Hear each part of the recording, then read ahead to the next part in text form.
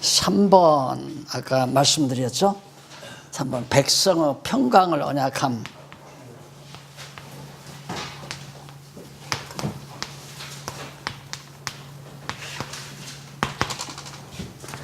그것이 56장 9절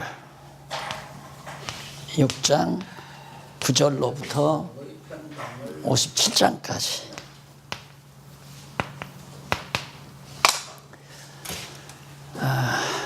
이제 백성의 구원을 언약하시는 이전에 유다를 구속과 통치, 유다 백성을 구속해서 통치해 주겠다는 예언 내용이거든요. 그러면 일단 백성 구원 언약을 하고 그 다음 통치해 준다는 언약을 하면서 그 통치 내용 가운데 1, 2, 3이 나오잖아요.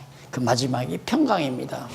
그래서 신약에 보면 바울이 서신을 보낼 때마다 은혜와 평강이 너희에게 있기를 원한다. 교회의 기본 속성이 뭐냐면 하나님 은혜에 대한 감동과 그다음 평강입니다. 심령의 평강. 이것이 하나님 나라의 속성이거든요. 그러니까 그대로 이스라엘 유다 백성에게도 하나님께서 평강을 약속하는 건 너무도 당연한 일이라고 생각합니다. 9절로 12절 보면 짐승들에게 삼킬 악한 지도자들에 대한 책망을 증언합니다.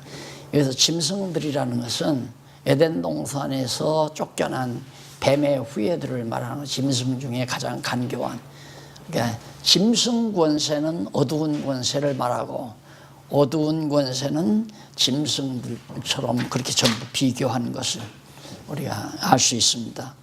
그래서 이스라엘 지도자들이 왕들이죠. 이스라엘 남쪽 유다 지도자들이 짐승 권세란 바벨론 권세, 그 다음 파사 권세, 이런 쇠속 권세에게 결국 다 붙들려 간다, 멸망을 당하고. 그리고 57장 1절로 2절에는 의인이 죽임을 당하지만 편히 안식을 누린다고. 의인이 죽을지라도 마음에 두는 자가 없고, 그 다음 자비한 자들이 취하여감을 입을지라도 그 의인은 화액전에 취하여 감을 입을 것인 줄로 깨닫는 자가 없도다. 그는 평안에 들어가나니 무릇 종로로 행하는 자는 자기들의 침상에서 편히 쉬느니라. 결국 여호와 하나님 편에 선 자들은 설령 짐승 권세에게 죽임을 당한다 해도 마음의 평강을 누린다. 그래서 사실 우리가 육체로 살면서 죽음에 대한 문제가 작은 문제가 아니죠. 고통스럽게 죽느냐 평안하게 죽느냐. 그러나 성경은 끝없이 편히 쉰다고 말합니다. 여기서 백성의 평강, 육체가 죽어도 평안하고 살아도 평안하고, 하여튼 평안함이, 육체가 죽는다는 것은 잠시 안식을 누리는 거죠.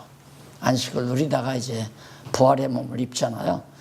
그래서 안식을 누릴 때는 생명, 영이 살아있는 상태로 편히 쉬는 거고, 부활하게 되면 이제 생명체를 입으니까 영원히 살 수 있는 생명체로서 다시 살아나게 되는 거고요. 그 다음에 이제 57장 3절로 6절에 보면 패역한 백성들의 우상숭배 행위에 대한 책망을 증언합니다. 우상숭배 행위에 대한 책망. 패역한 백성들의 우상숭배, 가장 이제 그 이스라엘 백성들의, 택한 백성들에 대한 가장 큰 죄가 거기서 이제 패역했다, 범죄했다라고 하는 것이 전부 무엇과 연결되냐면 우상과 연결이 됩니다. 우상은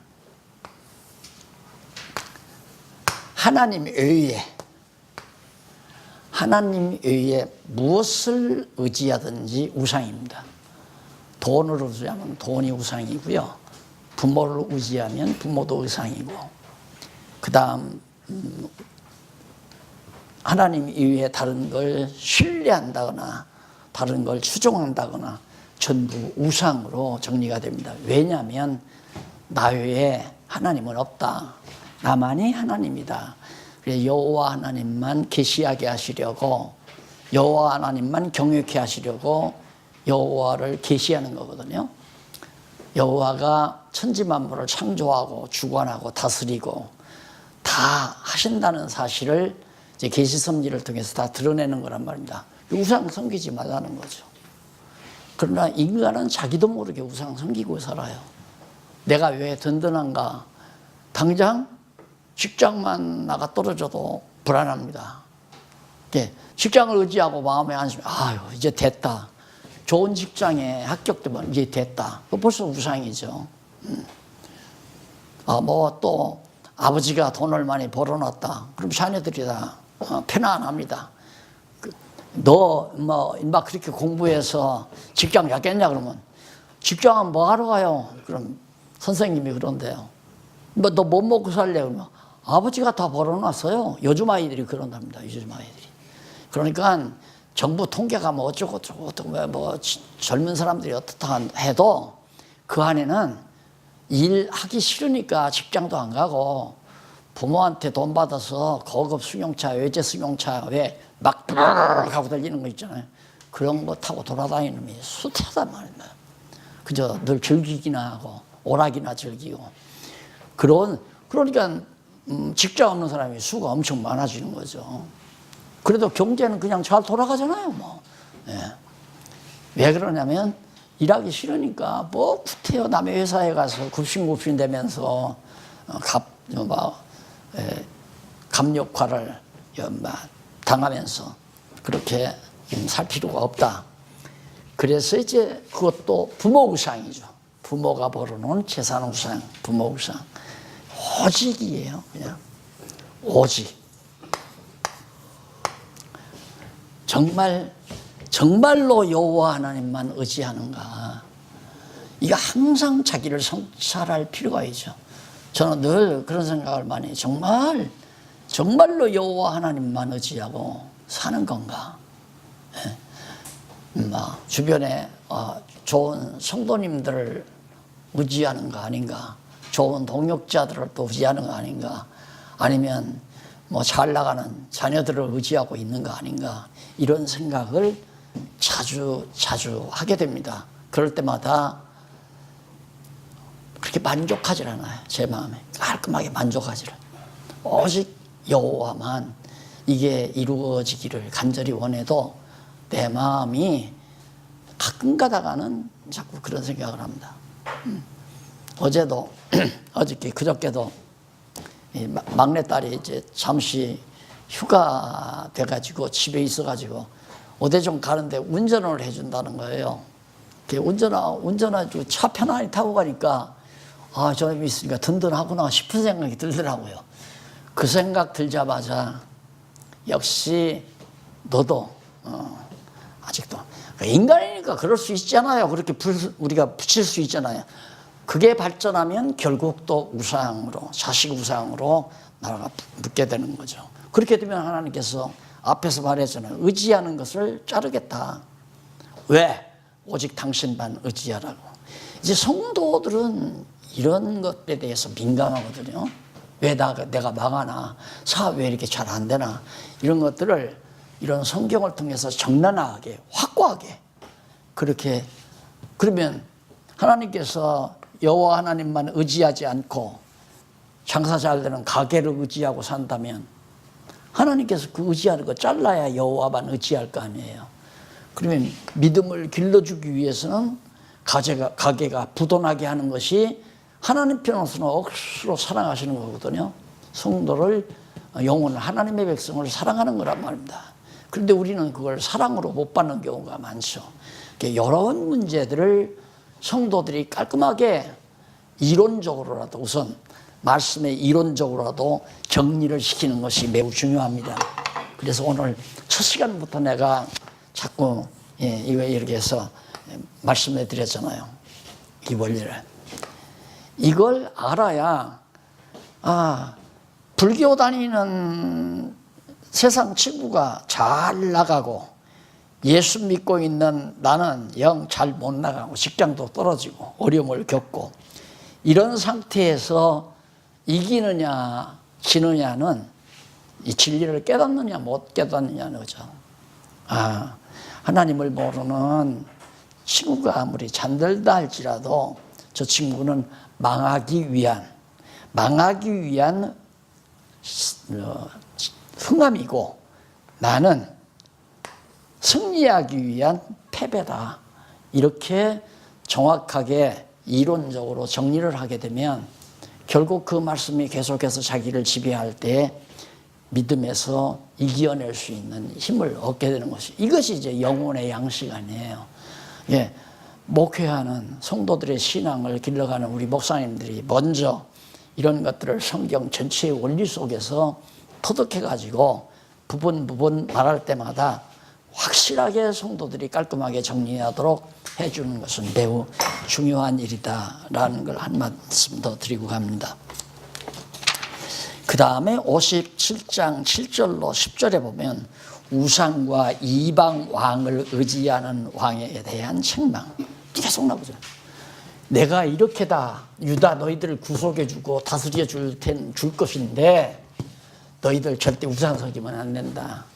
우상뿐만 아니라 강대한 나라를 의지해도 안 된다. 절대. 그래서 우리가 어떻게 보면 나를 도와주는 자가 많고 내가 어려울 때 의탁할 수 있는 자가 있다고 생각하는 것은 어떻게 보면 복일지 모르지만 진지하게 생각하면 그것이 나를 정말 놔두게 하는데 장애물이 될 수가 있죠. 도리어 전혀 의지할 것 없고 인간적으로 세상적으로 내가 의탁할 수 있는 것이 전혀 없어져 버려야 오직 하나님만, 이게 이제 가능해지는 거죠. 근데 하나님이 보실 때 내가 이기기가, 하나님은 절대 이기지 못할 시험은 안 주신다고 했잖아요. 내가 이길만 하면 시험을 주는 거거든요. 그러니까 시험이 크면 클수록 믿음이 많이 성장했다는 거죠. 시험이 적으면 적을수록 믿음이 아직 적은 거고요.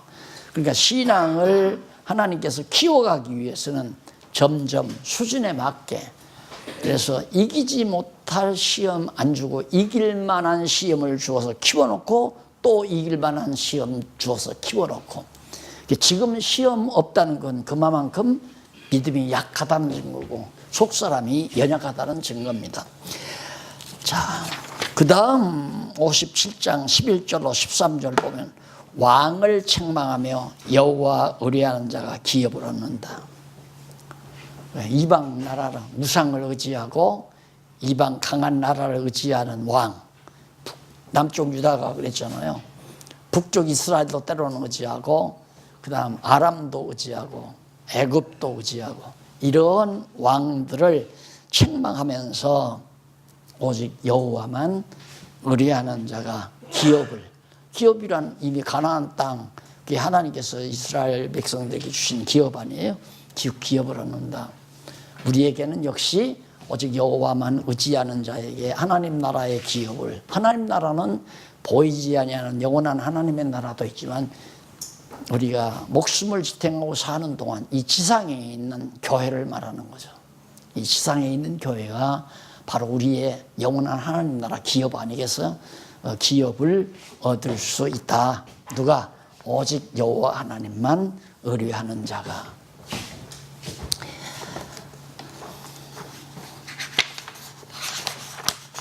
그 다음 14절로 21절로 보면 택한 백성은 평강이 있고 대적은 요동할 것을 예언합니다. 하나님의 구속받은 택한 백성이죠. 택한 백성이 백성. 이들은 분명히 평안해진다. 평안하다. 아까 말했죠. 이것이 하나님 나라의 속성 중에 하나 평안이라고 하는 것이. 그런데 대적들은 그 안에서 혼란이 빚어진다 이 말입니다. 요동한다 대적들은. 그래서 서로 자기들끼리 죽이고 살리고 자기들끼리, 하나님의 백성들이 직접 싸워서 그들을 죽이는 게 아니라 자기들끼리 서로 망한다는 사실을 밝혀주고 있는 겁니다. 그래서 원수를 너는 갚을 생각하지 말아라. 원수 갚는 것이 내게 있으니까.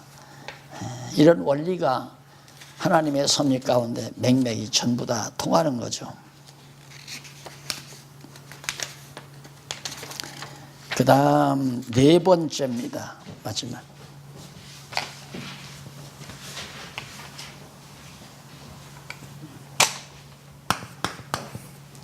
네 번째로 회복시킬 것을 언약합니다.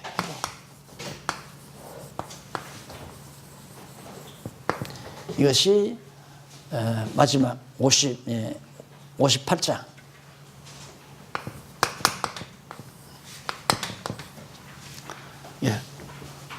구속에서 통치해 주는데 백성을 구원하고 통치하고, 근데 그 통치 가운데 지금 1, 2, 3, 4번째입니다. 회복해 주겠다. 회복 언약한다. 그러니까 뭐 내용은, 성경 내용은 길지만 그냥 성경 내용 읽기만 해도 이 모두가 다 확실하고 분명하고, 하나님께서 유다 백성, 그 유다 백성을 살려주는 이유는 유다 지파에서 만왕의 왕이 나와야 되잖아요. 그래서 결국 예수님께서 아브라함과 다윗, 유다 자손인 다윗 자손에서 나게 하기 위해서 결국 유다 자손을 구속해 준다. 그건 역시 여호와 하나님 당신 이름을 위하여 행하시는 거다. 간단히 정리하고 갑시다. 1절 5절 보면 죄를 고하라며 잘못된 금식을 질책하는 말씀을 증언합니다. 죄를 하나님 앞에 다 고해라. 그래서 이런 걸 가지고 이제 고해성사에다가 접목시켰는데, 여기서 죄를 고하라는 건 자기 죄를 시인하고 하나님께서 지적한 이 우상을 섬겼던 죄를 다 지적하고, 잘못된 금식, 잘못된 금식은 밥만 굶으면 금식이 되는 게 아니잖아요. 그걸 얘기하는 거거든요. 너희 마음을 괴롭히라는 겁니다. 금식이라고 하는 것은 마음을 괴롭히는 건데, 밥만 굶으면 금식으로 그렇게 착각을 하니까. 그래서 이 금식이란 무엇인가에서 말했지만, 예수님께서 결국 십자가상에서 고난을 당하신 고통의 극치입니다. 금식이라고 하는 건. 그래서 이 금식도 그리스도의 죽음에 대한, 우리를 대신하여 고난당하실 그리스도의 죽음에 대한 모형으로 나타나게 됩니다. 그러면서 기뻐하는 금식이 뭐냐? 나의 기뻐하는 금식은 흉악의 결박을 풀어주며 멍에의 줄을 끌어주며 압제당하는 자를 자유케 하며 모든 멍에를 꺾는 것이 아니겠느냐. 바로 그리스도께서 십자가의 고난을 지심으로 말미암아 우리들을 흉악의 결박, 짐승 권세의 결박에서, 사단의 결박에서 풀어주고 죄의 노예로부터 해방되게 하고 진리의 자유함을 누리게 하는, 이것이 진짜 참 금식이 아니냐 하는 말로 정리를 해줍니다.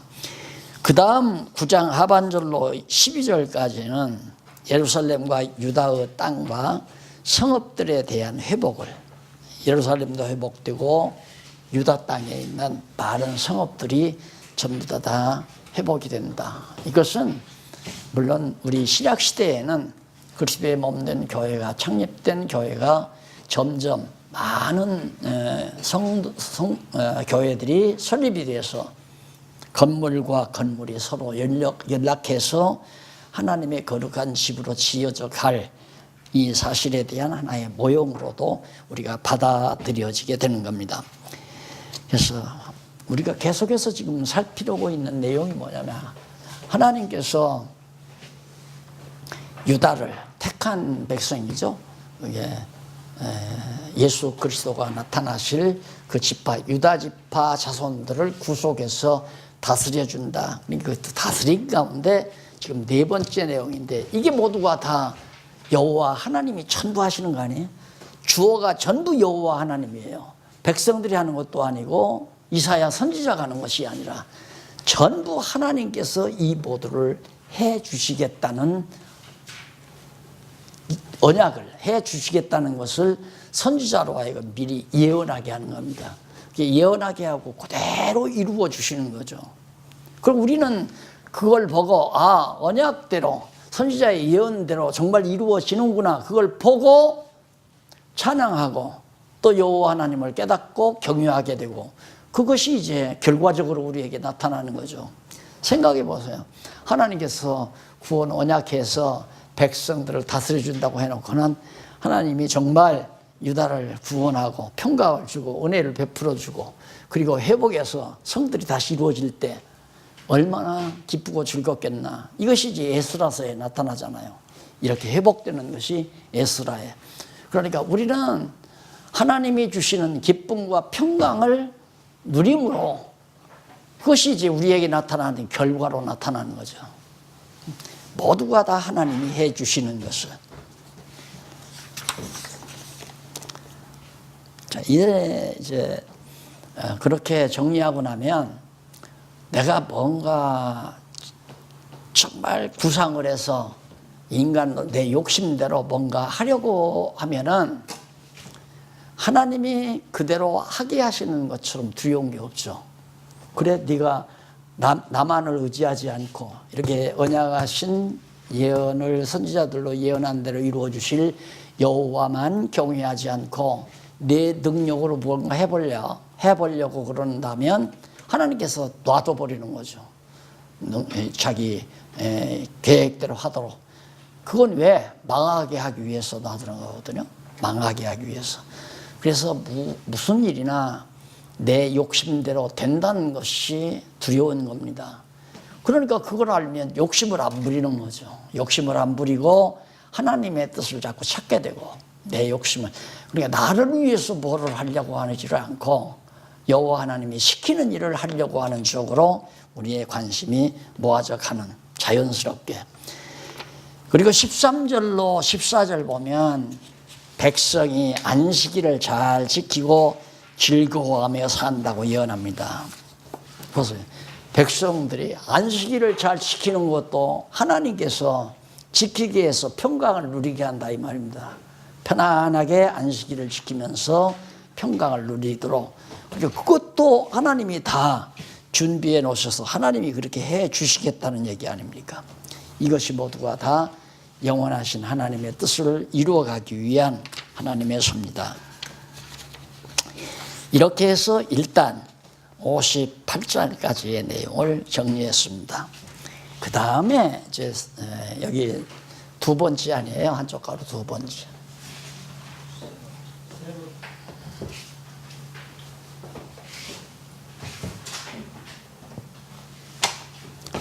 한쪽 가로 세 번째입니다. 유다의 구원과 위로.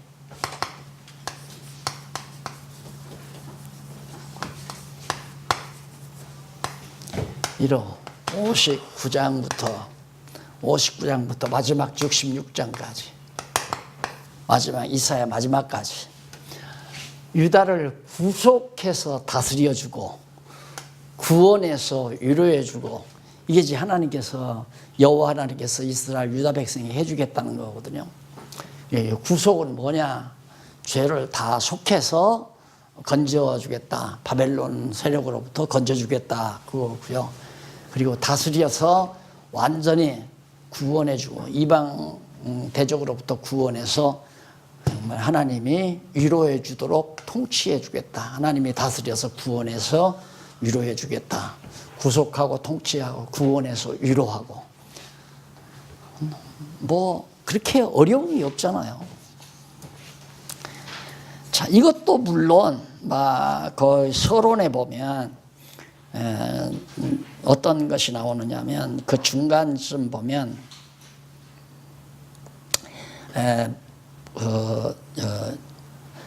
여호와 하나님께서 일찍이 출애굽 당시 광야에서 모압 평지에서 모세에게를 통하여 언약한 내용 나오죠.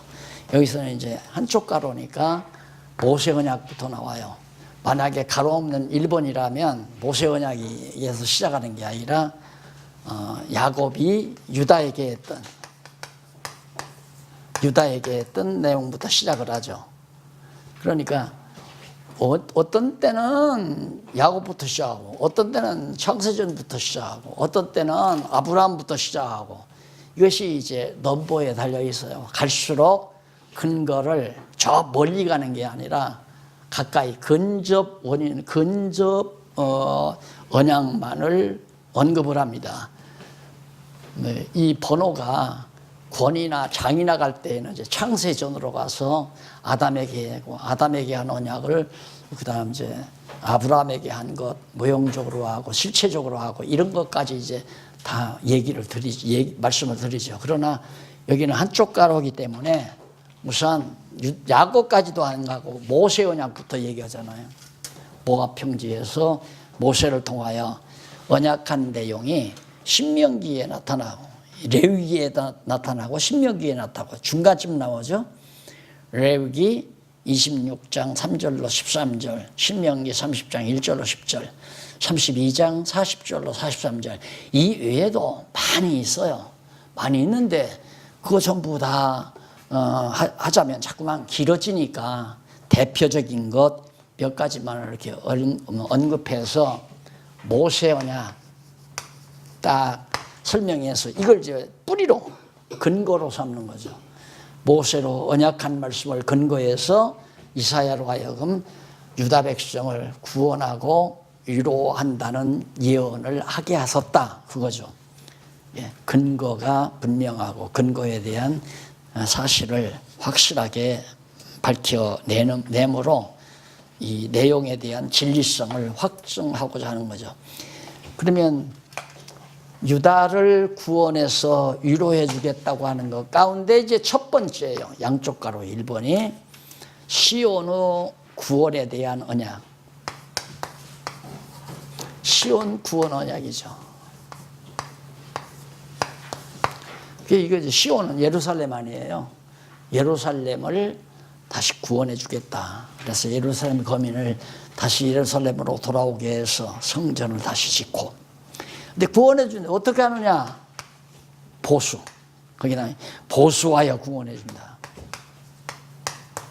이게 바로 59장. 보수에서 원수가 아파서.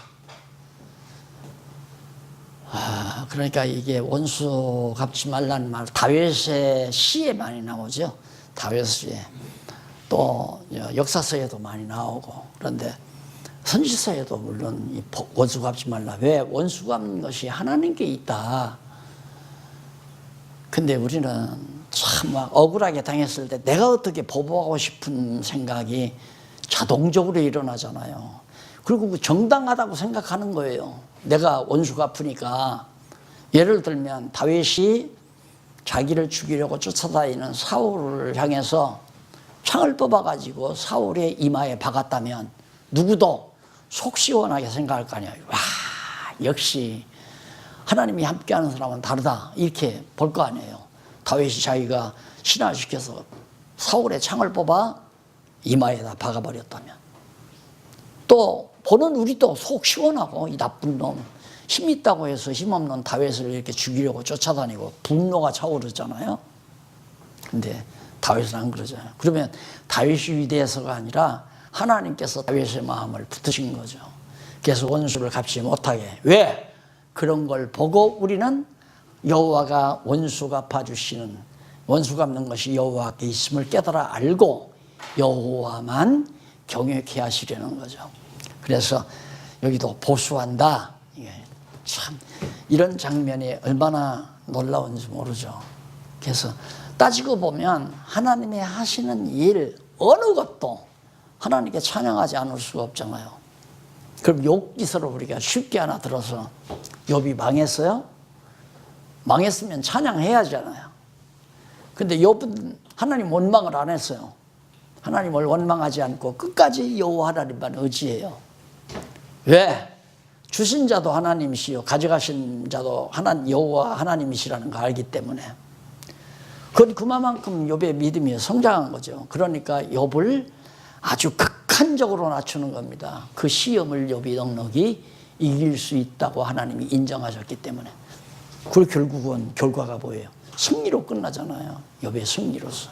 그러니까 내 믿음의 분량 따라 하나님이 키워서 기쁨을 충만하기도 하고 적은 믿음으로 살아가기도 하고 크고 작고 우리의 속사람이 크고 작게 하는 것까지라도 하나님의 주권적 섭리에 달려있다는 걸 깨닫고 그러고 보면 결국 망해도 하나님께 감사하고 친구들이 억지를 써도 도리어 친구들을 증오하거나 미워하는 게 아니라 당당하게 자기는 하나님의 정하신 뜻대로 이렇게 막겠다고 말할 수 있고 끝까지 여호와 하나님 의지하는 걸 버리지 않잖아요.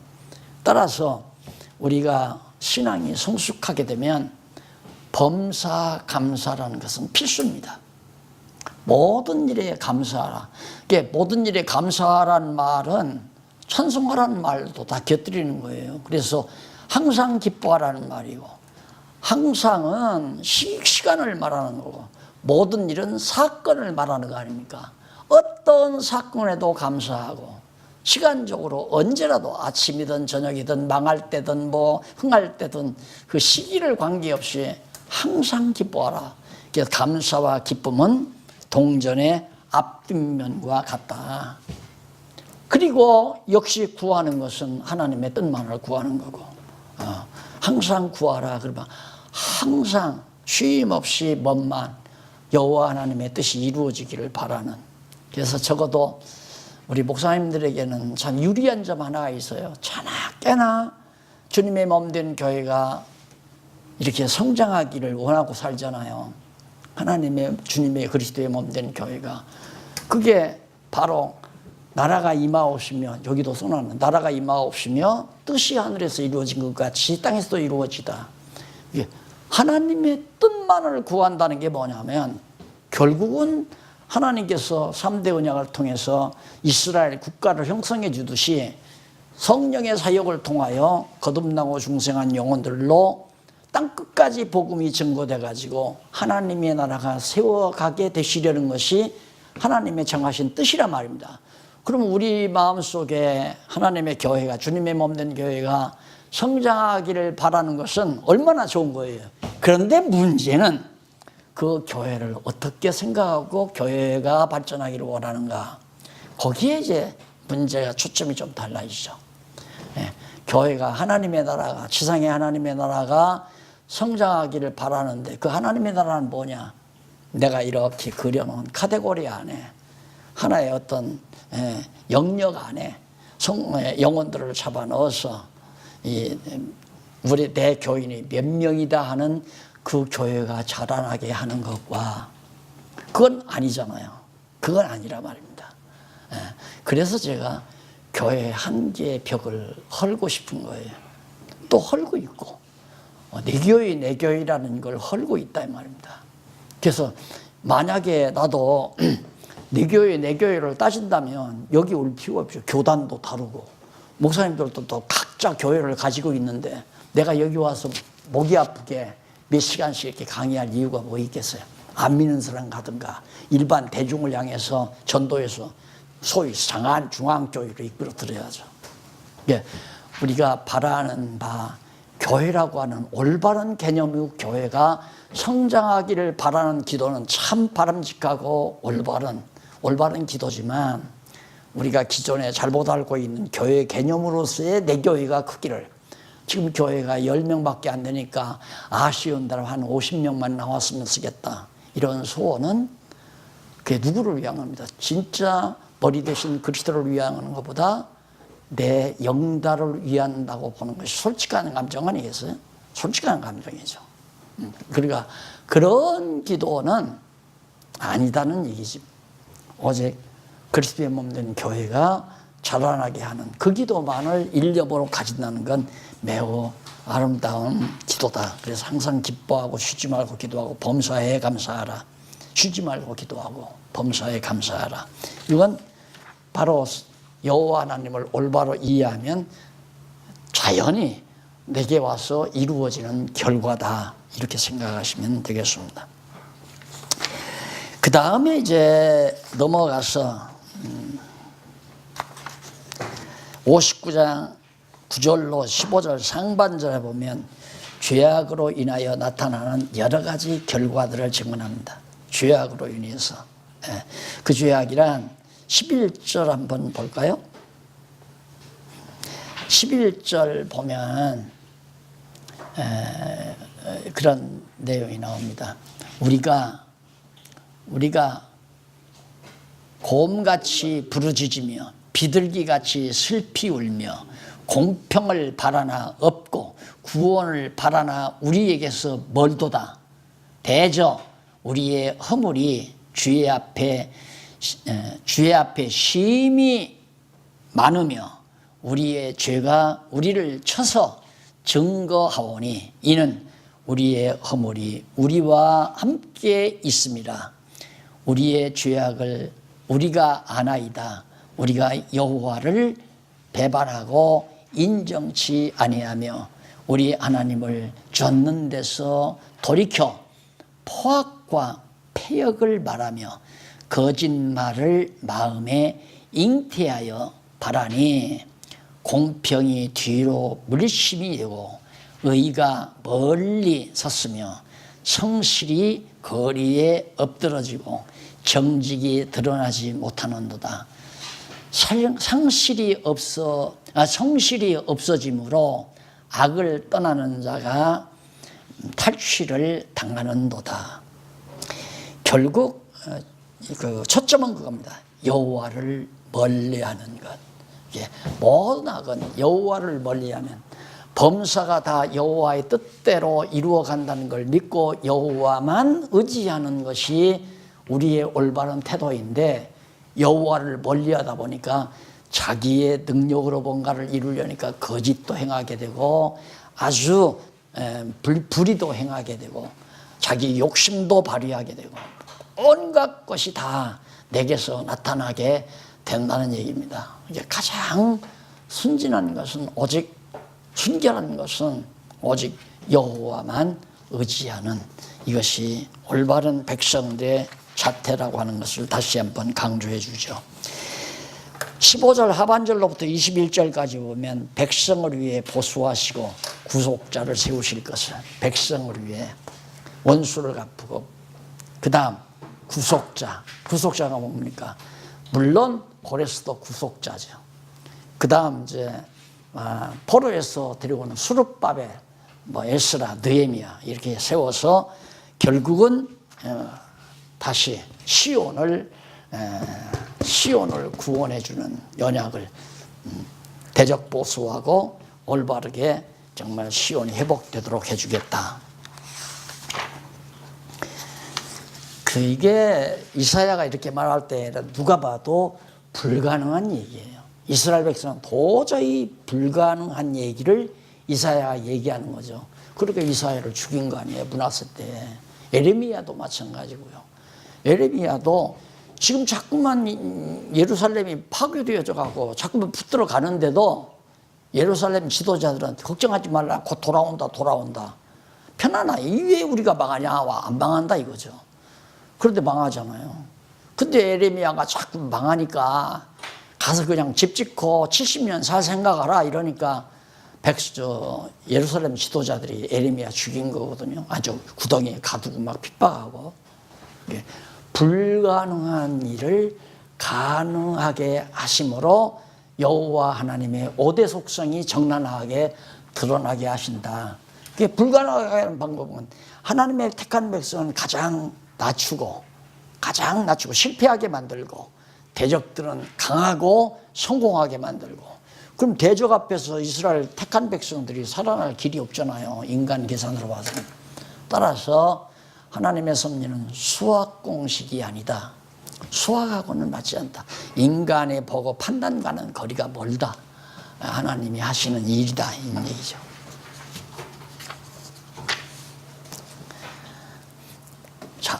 타락이 아니라 사실 목사님들이 지금 듣는 이 내용을 그 장안동 골자 그 거지촌이죠. 거지촌에서 넝마주의 아주머니들, 넝마주의 여자 집사라고 그러죠. 물장사하는, 니아가에다 물장사하는 몸도 불편한 여인, 그런 사람들 교인 데리고 성경을 가르치는데 이게 변화가 물론 상상이 나겠어요. 도저히 불가능한. 나도 안 믿어졌어요. 그러나 거짓말을 하지 말자 해서 바르게 가르치려고 노력하는, 가르칠 사람이 없으니까 그들에게도 가르칠 거 아닙니까? 그런데 이것이 나는 지금 전 세계로 이렇게 문어발 뻗어나가듯이 나무 뿌리가 뻗어나가듯이 세계 각 지역으로 이렇게 실뿌리가 뻗어나가는 것을 보면서 이게 하나님이 하지 않고야 어떻게 이런 일이 있을 수 있을까? 요만큼도 거짓 없이 내 능력으로 된다는 생각은 안 하고 있어요. 오직 하나님의 능력이 바로 이렇게 해 가시는구나. 우리 잠깐 차 한 잔 드시고